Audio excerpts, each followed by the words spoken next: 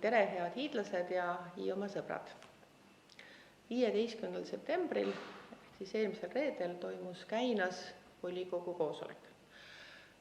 Tegemist oli siis volikogu väljasõiduistungiga, mis algas siis kella 2 ja Käina osavallavanem Omar Jõpisselg tegi tutvustusekskursiooni Käina ujulas, mis äsja renoveeriti, ja näitas volikogu liikmetele vaba aja keskust, mis ootab renoveerimist.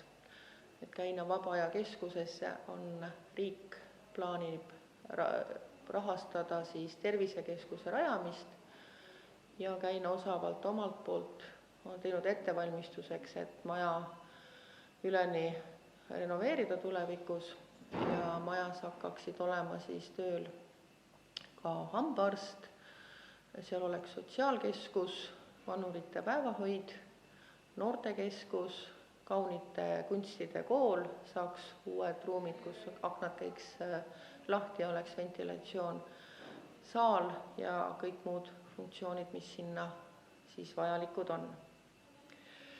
Ja volikogu päevakorra esimene punkt oligi vallavalitsuse info, kus siis olid ettekandjateks Ergo Tasuja ja kaasettekandja Omar Jõpisselg, kes siis rääkisid, mis on kuu aega siin vahepeal toimunud. Täpsem info on teil kättesaadav YouTube'i kanalil, kus on siis volikogu istung täies mahus ära toodud, aga toon siis lühidalt mõned märksõnad, mis siis istungil toimus. Ergo siis tõi välja, kuidas meie eelarve on täidetud, rääkis kõrgetest elektrihindadest ja pooleli olevatest investeeringutest, samuti infotöötajate kohta, kes on valda tööle asunud. 8 kuuga on Hiiumaal ennast sisse kirjutanud 529 inimest ja välja on kirjutanud 184 inimest. Ja Omar Jõpisselg rääkis siis Käina osavalla arengutest, et üks ongi siis sama kultuurikeskuse arendamine, samuti on plaanis 2 katlamaja ühendamine ja kaugküttesüsteemi väljaarendamine. Kui nüüd volikogu põhipäevakorra juurde minna, siis esimene punkt oli laenu võtmine ja volikogu andis siis vallavalitsusele õiguse võtta 600 000 laenu, et siis toetada Kärdla põhikooli väljaehitamist. Päevakorrapunkt number 3 oli vallavara võõrandamine avaliku enampakkumise korras ja müüki läheb Emmaste osavallas asuv Kuivati kinnistu. Kinnistu pannakse müüki alghinnaga 40 000 ja on siis osta.ee keskkonnas, et siis huvilistel siis palun jälgida ja kindlasti ka vallakanalites kommunikeeritakse seda müüki. Edasi oli rida eelnõusid, mis puudutas detailplaneeringuid, nendeks siis oli Trambi ja Murula detailplaneering Emmaste osavallas, Kärdla linnas Sadama täna 4 detailplaneeringu vastuvõtmine, Kalanaküla Ristna maaüksuse detailplaneeringu vastuvõtmine. Rohkem tähelepanu pälvis Kalesti metsa kohaliku kaitse alla võtmise menetlemise algatamine ja sinna saab siis teha ettepanekuid 19. septembrist kuni 19. oktoobrini, et kõik, kes siis on huvitatud Kalest kaitseala teemades, siis palun saate tutvuda sellega. Järgmine päevakorrapunkt puudutas osavallakogude koosseisude kinnitamist.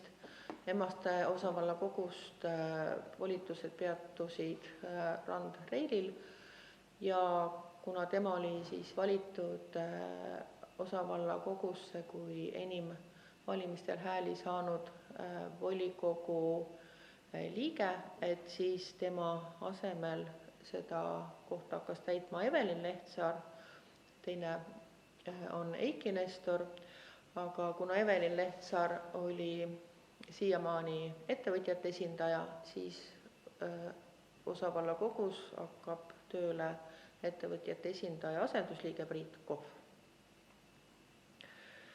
Järgmised päevakorrapunktid puudutasid Pühalepa raamatukogude ühendamist, mida on juba pikalt ette valmistanud ja mida on heaks kiitnud nii raamatukogude nõukogud kui osavallakogu.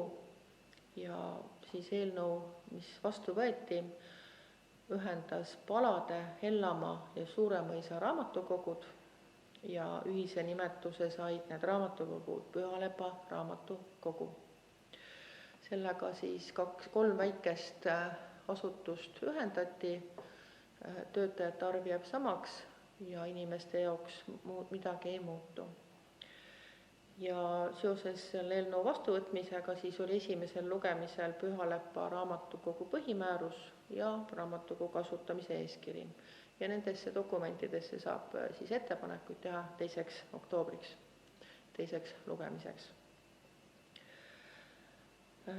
Uuesti oli algatatud eralaste asutuste üldhariduskoolide toetamise kord, tuli esimesele lugemisele siis muudatusettepanek, kui praegu on eralasteaeda vald toetab 175 euroga lapse kohta, siis nüüd tuli ettepanek, et see summa võiks olla 275.